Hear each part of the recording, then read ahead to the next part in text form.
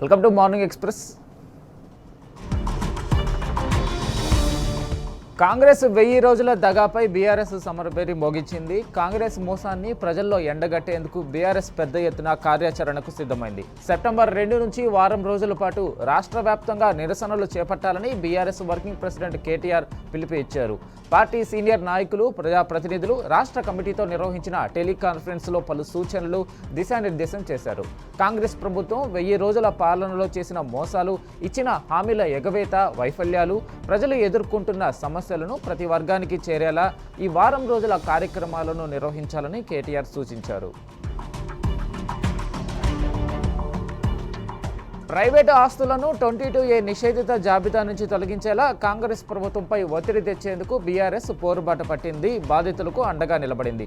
Boduppal municipal corporation పరిధిలోని Tirumala meadows, Lakshmi Ganapati, Hemanagar colony బాధితులతో BRS deputy floor leader Harish Rao సమావేశమయ్యారు. 22A నిషేధిత జాబితాలో కాలనీలను చేర్చడంతో పడుతున్న ఇబ్బందులను కాలనీవాసులు హరీష్ రావు దృష్టికి తీసుకొచ్చారు. కాంగ్రెస్ ప్రభుత్వం, బీజేపీ కలిసి ఆడిన నాటకాలు, చేసిన ద్రోహాలు ఇప్పుడు తేటతెల్లమయ్యాయన్నారు మాజీ మంత్రి జగదీష్ రెడ్డి. అన్నారం, సుందిళ్ల బ్యారేజీల్లో ఎలాంటి లోపం లేదని సెంట్రల్ వాటర్ కమిషన్ ఇచ్చిన రిపోర్టుతో తేలిపోయిందన్నారు. ఇదే విషయాన్ని బీఆర్ఎస్ పార్టీ మొదటి నుంచి చెబుతూనే ఉందని గుర్తు చేశారు. ఎన్డీఎస్ఏను బూచిగా చూపుతూ తెలంగాణ రైతాంగాన్ని, ప్రజలను రేవంత్ సర్కారు మోసం చేసిందని మండిపడ్డారు. కమిషన్లకు అలవాటు పడ్డ కాంగ్రెస్ ప్రభుత్వం లక్షలాది ఎకరాలకు నీళ్లు ఇవ్వకుండా ద్రోహం చేస్తుందని విమర్శించారు. పేదల ప్రాణాధారమైన ఆరోగ్యశ్రీని రేవంత్ సర్కారు నిర్వీర్యం చేసే కుట్ర చేస్తుందని మండిపడ్డారు మాజీ మంత్రి హరీష్ రావు. ఆరోగ్యశ్రీ బకాయిలు చెల్లించడంలోనూ, సిబ్బందికి జీతాలు చెల్లించడంలోనూ సర్కారు పూర్తిగా విఫలమైందన్నారు.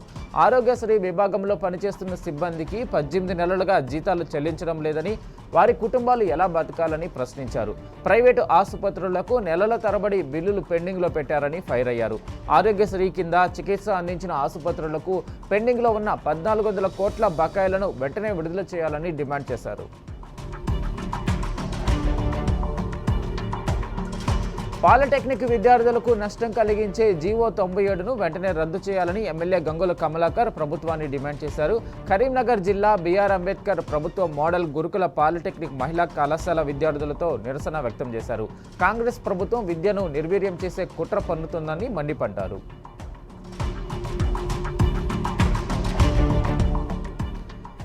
రైతాంగానికి సాగునీరు అందించడంలో ప్రభుత్వానికి, స్థానిక ఎమ్మెల్యేకు చిత్తశుద్ధి లేదని విమర్శించారు మాజీ ఎమ్మెల్యే బీరం హర్షవర్ధన్ రెడ్డి. వర్షాలు లేక రైతులు ఇబ్బందులు పడుతున్న మహాత్మాగాంధీ కల్వకుర్తి ఎత్తిపోతల పథకం ద్వారా పంట పొలాలకు నీరు అందించడం లేదని మండిపడ్డారు.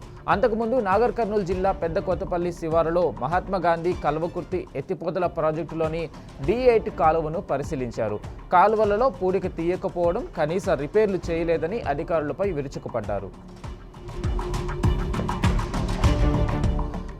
ప్రపంచ స్థాయి విద్యా వ్యవస్థ అంటూ గొప్పలు పోతున్న రేవంత్ ప్రభుత్వం విద్యార్థులకు కనీసం నాణ్యమైన యూనిఫారాలు అందించలేని దుస్థితిలో ఉందని మండిపడ్డారు మాజీ మంత్రి హరీష్ రావు. కొన్ని చోట్ల అసలు యూనిఫారాలు అందలేదని, అందిన చోట కొలతలు సరిగ్గా లేవని ధ్వజమెత్తారు.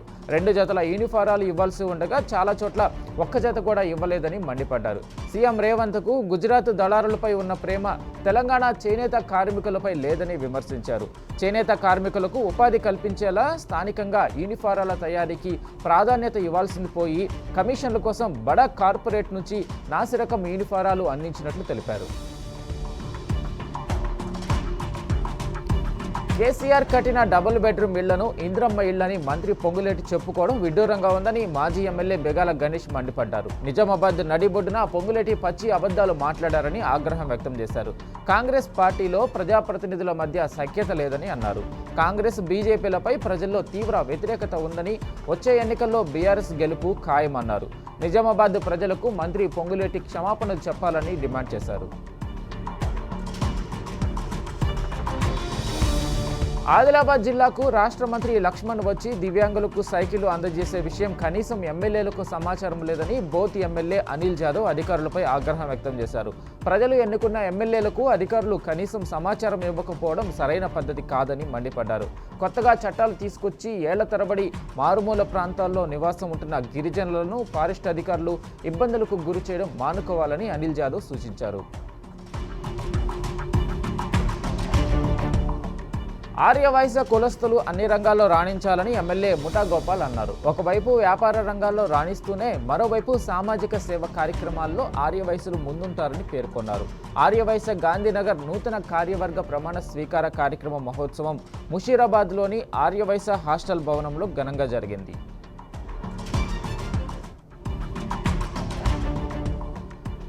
తెలంగాణలోని నలుమూలలకు ఐటీ రంగాన్ని విస్తరించాలన్న తెలంగాణ తొలి ముఖ్యమంత్రి కేసీఆర్ సంకల్పానికి మరో ముందడుగు పడింది. అడవుల జిల్లాగా పేరొందిన ఆదిలాబాద్ సిగలో ఐటీ వెలుగులు విరజిమ్ముతున్నాయి. ఆదిలాబాద్ ఐటీ టవర్ సిద్ధమవడంతో ఐటీ టవర్ వద్ద బీఆర్ఎస్ వర్కింగ్ ప్రెసిడెంట్ కేటీఆర్ చిత్రపటానికి పాలాభిషేకం చేశారు ముక్కరాకే గ్రామ యువకులు.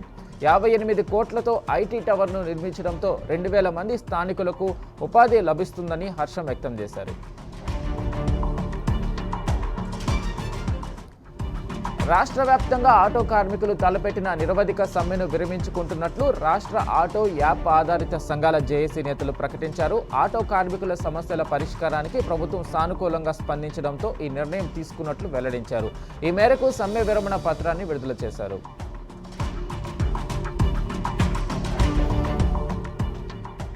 తెలంగాణలో కొత్తగా 121 లిక్కర్ బ్రాండ్లు రానున్నాయి. ఇందుకు గాను దాదాపు 18 కంపెనీలకు చెందిన లిక్కర్ సప్లయర్స్ దరఖాస్తులు చేసుకున్నట్లు తెలంగాణ ఎక్సైజ్ శాఖ తెలిపింది. 18 లిక్కర్ సప్లయర్స్కు సంబంధించిన 121 లిక్కర్ బ్రాండ్లను వెబ్సైట్లో పొందుపరిచినట్లు పేర్కొంది. సెప్టెంబర్ 1 లోపు అభ్యంతరాలను తెలియజేయాలని TGBCL managing director commissioner C Harikiran కోరారు.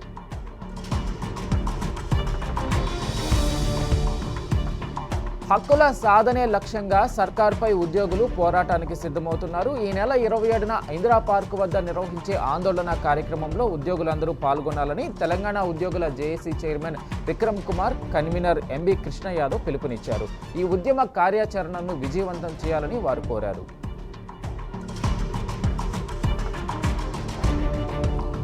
మాట ఇచ్చి తప్పిన కాంగ్రెస్ సర్కారుపై ఉద్యోగులు కదం తొక్కారు. కాంగ్రెస్ మేనిఫెస్టో డే అయిన నవంబర్ 17లోగా సిపిఎస్ను రద్దు చేయకుంటే అదే రోజు నుంచి సామూహిక సెలవులు పెడతామని అల్టిమేటం జారీ చేశారు. సిపిఎస్ను రద్దు చేయాలనే ప్రధాన డిమాండ్తో జూలై 11 నుంచి ఈ నెల 18 వరకు 41 రోజుల పాటు రాష్ట్ర వ్యాప్తంగా నిర్వహించిన జనజాగరణ యాత్ర ముగింపు సందర్భంగా ఎల్బీ స్టేడియంలో ఉద్యోగుల గర్జన సభ నిర్వహించారు. అన్ని జిల్లాల నుంచి ఉద్యోగులు పోటెత్తి ప్రభుత్వంపై సమరబేరి మోగించారు.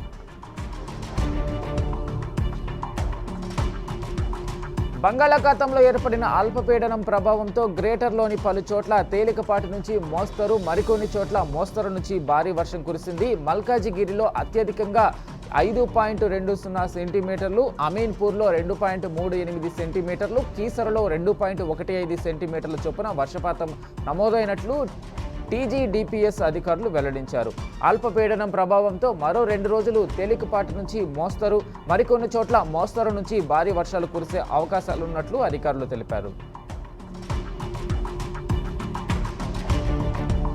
కాళేశ్వరం ప్రాజెక్టు రైతు జీవనాధారమని మాజీ జడ్పీ చైర్పర్సన్ దావ వసంత్ అన్నారు. సిడబ్ల్యూపీఆర్ఎస్ నివేదికతో సీఎం రేవంత్ రెడ్డి కుట్రలు పటాపంచలయ్యాయని అన్నారు. మేడిగడ్డ, అన్నారం, సుందిళ్ల బ్యారేజీలు సక్రమంగా ఉన్నాయని నివేదికలో పేర్కొన్నారని వివరించారు. కన్నేపల్లి పంప్ హౌస్ నుంచి వెంటనే నీటిని ఎత్తిపోసి సాగు, తాగునీటి అవసరాలు తీర్చాలని వసంత డిమాండ్ చేశారు.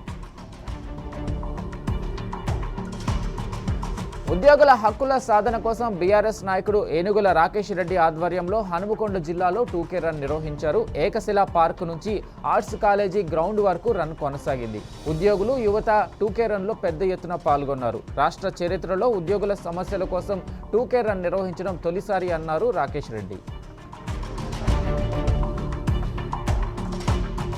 తన పుట్టినరోజు సందర్భంగా బీఆర్ఎస్ పార్టీ ఆస్ట్రేలియా శాఖ వ్యవస్థాపక అధ్యక్షులు కాసర్ల నాగేందర్ రెడ్డి గ్రీన్ ఇండియా ఛాలెంజ్లో పాల్గొన్నారు.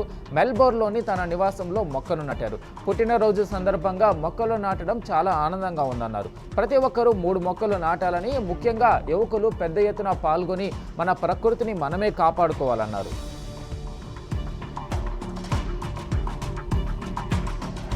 ఏజ్ జస్ట్ నంబర్ మాత్రమే అని నిరూపించారు మహబూబ్ నగర్కు చెందిన డాక్టర్ మంజుల. 50 ఏళ్ల వయసులో బైక్పై లేహ్ లడక్ యాత్రను విజయవంతంగా పూర్తి చేశారు.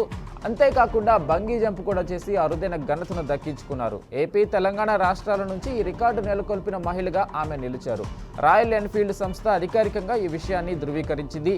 గద్వాల్లో పుట్టి మహబూబ్ నగర్లో వైద్యురాలిగా పనిచేస్తున్న మంజుల ఆత్మవిశ్వాసం, పట్టుదల ఉంటే దేనినైనా సాధించవచ్చని చెబుతున్నారు. భద్రాద్రి కొత్తగూడెం జిల్లా గుర్రాయిగూడెం ఇందిరమ్మ ఇండ్ల గృహప్రవేశ కార్యక్రమానికి వెళ్తుండగా ఎమ్మెల్యే ఆదినారాయణకు నిరసన సెగ తగిలింది. చండుగొండ మండలం గుర్రాయిగూడెం నుంచి చండ్రగొండ వెళ్లే రోడ్డు గుంతలమయంగా మారిందని, దానిని బాగు చేయాలని డిమాండ్ చేస్తూ ఎమ్మెల్యేను అడ్డుకున్నారు గ్రామస్తులు. రోడ్డుపై బైఠాయించి ఆందోళన చేపట్టారు. గత 3 ఏళ్లుగా రోడ్డు అస్తవ్యస్తంగా తయారైందని మండిపడ్డారు. వర్షాకాలం వస్తే చాలు రైతులు, గ్రామస్తులు, స్కూల్ పిల్లలు ఆ రోడ్డుపై వెళ్లాలంటే నరకం చూడాల్సి వస్తుందని విరుచుకుపడ్డారు.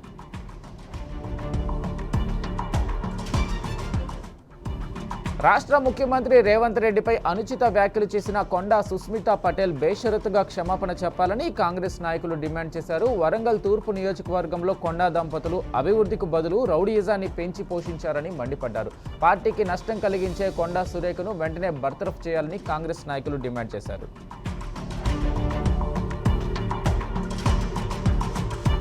హైదరాబాద్ సరూర్ నగర్ స్టేడియంలో 2వ రోజు స్టూడెంట్స్ అండ్ పేరెంట్స్ ఆందోళన కొనసాగుతుంది. గత 3 నెలలుగా స్టేడియంలో క్రికెట్ కోచ్ లేడంటూ నిరసన తెలిపారు. అధికారులు వెంటనే క్రికెట్ కోచ్ను ఏర్పాటు చేయాలని డిమాండ్ చేశారు. లేదంటే ఆందోళనను తీవ్రతరం చేస్తామని హెచ్చరించారు.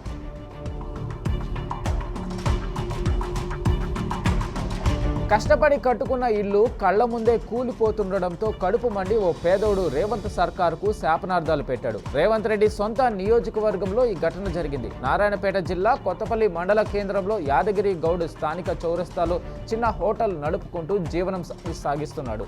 రోడ్డు విస్తరణ అంటూ వరుసగా అతని ఇంటిపై 2 సార్లు బుల్డోజర్తో దాడి చేశారు. కళ్ల ముందే గూడు చెదిరిపోతుండడంతో తీవ్ర ఆవేదనతో అడ్డుకొని ఆత్మహత్యకు యత్నించాడు.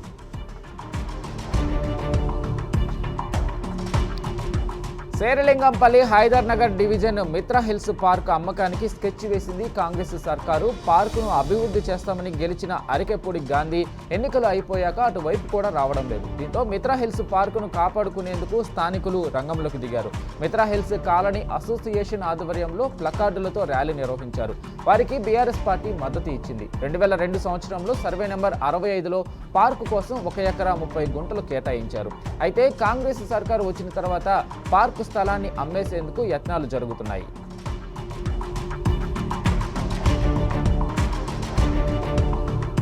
అత్యంత దారుణమైన హత్యకు గురైన ప్రైవేటు స్కూల్ ప్రిన్సిపల్ రూపారెడ్డి కుటుంబాన్ని బీఆర్ఎస్ ప్రధాన కార్యదర్శి ఆర్ఎస్పీ పరామర్శించారు. విద్యార్థి దశలోనే నేరపూరిత ఆలోచనలు భయాందోళన కలిగిస్తుందన్నారు. ప్రతి పాఠశాలలో సైకియాట్రిస్ట్ను నియమించేలా ప్రభుత్వం చర్యలు తీసుకోవాలన్నారు ఆర్ఎస్పీ. సోషల్ మీడియాలో అశ్లీల, ప్రమాదకరమైన కంటెంట్ నియంత్రించేలా చర్యలు తీసుకోవాలని డిమాండ్ చేశారు. గ్రామాల్లో పోలీసుల పెట్రోలింగ్ పెంచాలన్నారు. రూపారెడ్డి కుటుంబంపై కొన్ని యూట్యూబ్ ఛానల్స్ అశ్లీలమైన థంబ్నెయిల్స్తో అసత్య ప్రచారాలకు పాల్పడుతున్నాయని మండిపడ్డారు. మద్యం మత్తులో యువకులు హల్చల్ చేసిన సంఘటన నాగర్ కర్నూలు జిల్లా బిజినపల్లి మండలం గుడ్లనర్వలో చోటు చేసుకుంది. కొందరు యువకులు గ్రామానికి చెందిన బాగాని రాజుని కిడ్నాప్ చేయడానికి యత్నించడంతో గ్రామస్తులు అడ్డుకున్నారు. దీంతో యువకుడిని అక్కడే వదిలేసి పరుగులు తీశారు. కిడ్నాప్ వ్యవహారంలో గ్రామానికి చెందిన యువకులు సైతం భాగస్వాములై ఉన్నారని ఆరోపణలు ఉన్నాయి. ఈ విషయంపై పోలీసులు దర్యాప్తు చేస్తున్నారు.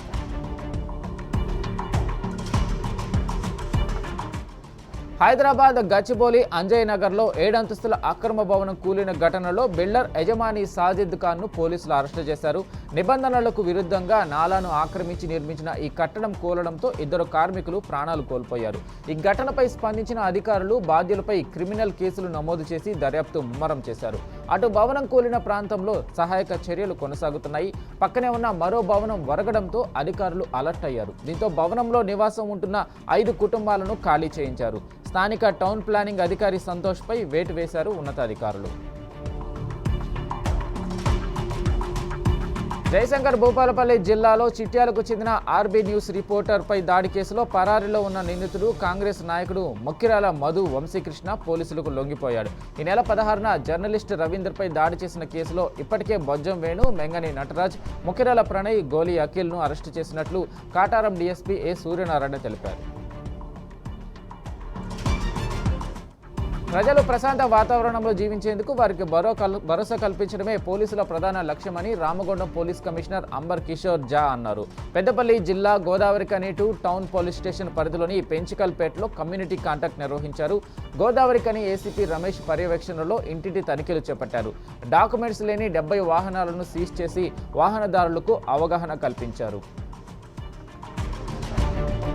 వికారాబాద్ జిల్లా పెద్దేముల్ మండల కేంద్రంలో పోలీసులు గంజాయి పట్టుకున్నారు. పోలీసుల తనిఖీలో బీహార్కు చెందిన ఓ వ్యక్తి వద్ద నుంచి 1 కిలో 20 గ్రాములు గంజాయి స్వాధీనం చేసుకున్నారు.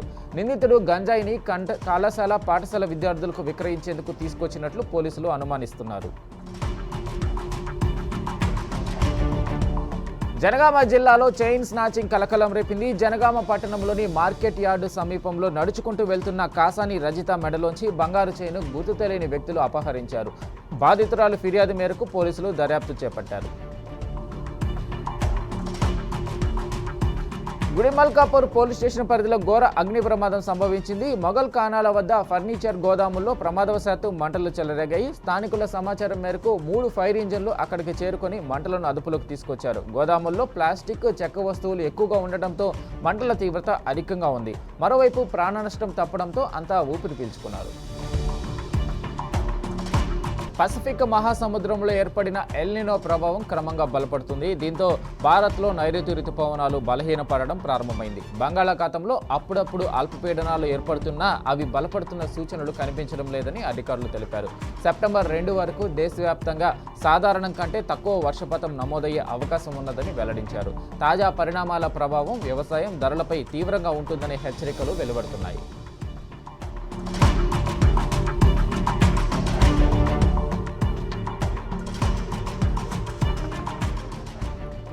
అమెరికాలో భారతీయ యువకుడు హత్యకు గురయ్యాడు. అమెరికా న్యూయార్క్ నగరంలో ఘటన జరిగింది. పంజాబ్ కపుర్తాలా జిల్లాలోని జబోవాల్ గ్రామానికి చెందిన గుర్దీప్ సింగ్ 2017లో అమెరికాకు వెళ్ళాడు. అమెరికాలో పిజ్జా డెలివరీ పార్ట్నర్గా పనిచేస్తున్నాడు. న్యూయార్క్ నగరంలో పిజ్జా డెలివరీ చేసేందుకు వెళ్తుండగా బ్రూక్లిన్ వద్ద అతడిపై ఒక వ్యక్తి కాల్పులు జరపగా గుర్దీప్ సింగ్ అక్కడికక్కడే మరణించారు.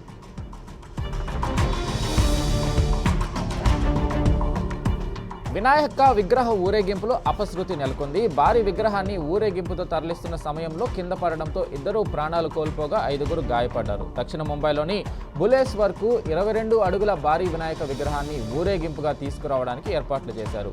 విగ్రహాన్ని తరలిస్తుండగా ఈ ఘటన జరిగింది. మృతులు సంకేత్ నెఫ్షే, బ్రిజేష్ హేమంత్ జోషిగా గుర్తించారు. వంకాయ కూరతో రోటీలు తిన్న తర్వాత అక్క చెల్లెలైన 3 బాలికలు తీవ్ర అస్వస్థతకు గురై మరణించారు. మధ్యప్రదేశ్లోని ఛతర్పూర్ జిల్లాలో పిపోరా కుర్ద్ గ్రామంలో జరిగిన సంఘటన భయభ్రాంతులకు గురిచేసింది. సమాచారం తెలుసుకున్న పోలీసులు, వైద్యులు మృతదేహాలను పరిశీలించారు. మృతికి గల కారణాలు ఆరా తీస్తున్నారు. తమిళనాడులో మానవత్వానికి మాయని మంచి తెచ్చే దారుణ ఘటన జరిగింది. మహిళను ముక్కలు చేసిన ఓ జంట బిర్యానీ వండిన ఉదంతం చెన్నైలో వెలుగు చూసింది. ఈ నెల 5న చెన్నై నుంచి ఢిల్లీ బయలుదేరిన తమిళనాడు ఎక్స్ప్రెస్ రైలు యూపీలోని ఆగ్రా రైల్వే స్టేషన్కు చేరుకుంది. అక్కడ ఓ జనరల్ కంపార్ట్మెంట్లోని ఎరుపు రంగు బ్యాగ్ నుంచి దుర్వాసన రావడంతో ప్రయాణికులు రైల్వే పోలీసులకు సమాచారం అందించారు. పోలీసులు వచ్చి బ్యాగును పరిశీలించగా అందులో మానవ శరీర భాగాలు ఉన్నట్లు గుర్తించారు. కేసు నమోదు చేసుకుని విచారణ జరగగా సూట్ కేసు చెన్నై నుంచి వచ్చినట్టు తేలింది. దీంతో యూపీ పోలీసులు తమిళనాడు పోలీసులకు సమాచారం ఇచ్చారు. ఢిల్లీలో పోలీసులపైనే దాడికి తెగబడింది ఓ కుటుంబం. బల్స్వా డైరీ ప్రాంతంలోని ముకుందపూర్ పరిధిలోని జనతా విహార వద్ద సరైన పత్రాలు లేని బైక్ను పోలీస్ స్టేషన్కు తరలిస్తుండగా ఆ కుటుంబం అడ్డుకుంది. ఇరువురు మధ్య వాగ్వాదం పెరగడంతో పోలీసుల కళ్ళలో కారం పొడి చల్లి ఆపై ఇటుకలు, రాళ్లు, కర్రలతో దాడి చేశారు. ఈ దాడిలో హెడ్ కానిస్టేబుల్ దినేష్ తలకు గాయమవగా మరో ఇద్దరు పోలీసులు స్వల్పంగా గాయపడ్డారు. కేసు నమోదు చేసిన పోలీసులు ప్రధాన నిందితుడు సునీల్ అలియాస్ పంకజ్ కోసం గాలింపు చేపట్టారు.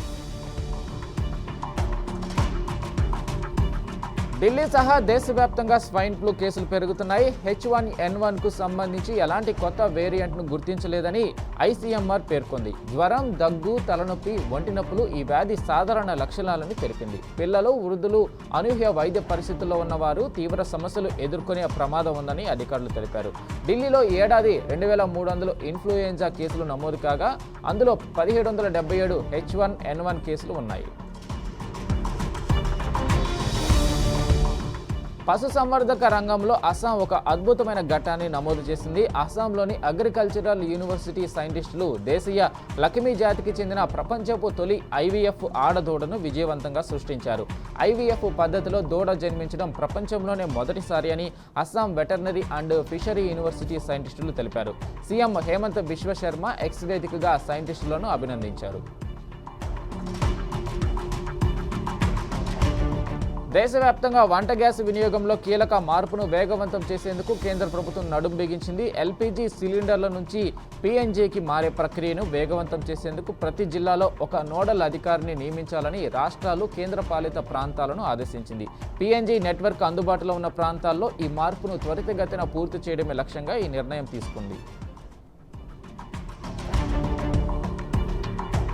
ఒడిశా తీరాలో పనామాకు చెందిన కార్గో నౌక మునిగిపోయింది. దీంతో నౌకలో ఉన్న 22 మంది సిబ్బంది గల్లంతయ్యారు. పనామాకు చెందిన కార్గో నౌక సింగపూర్ వెళ్తుండగా ఒడిశా తీరంలో బంగాళాఖాతంలో ప్రమాదవశాత్తు మునిగిపోయింది.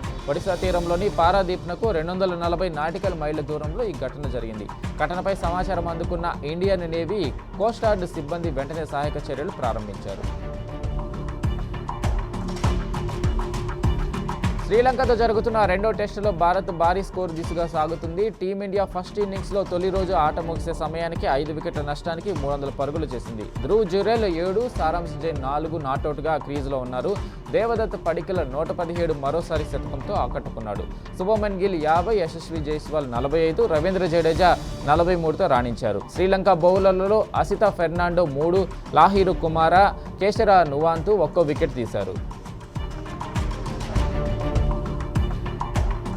ఒడిశాలో జరిగిన 52వ జూనియర్ నేషనల్ ఆక్వాటిక్ ఛాంపియన్షిప్లో తెలంగాణ స్విమ్మర్ శ్రీ నిత్య సాగి స్వర్ణంతో సత్తా చాటింది. మహిళల 200 మీటర్ల బ్యాక్ స్ట్రోక్ ఈవెంట్ ఫైనల్లో నిత్య 2 నిమిషాల 24.59 సెకండ్లలో లక్ష్యాన్ని పూర్తి చేసి పసిడిని గెలుచుకుంది.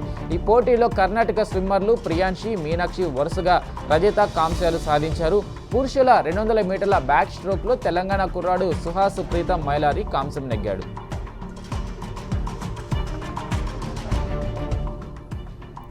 ఇది morning express. Keep watching tea news.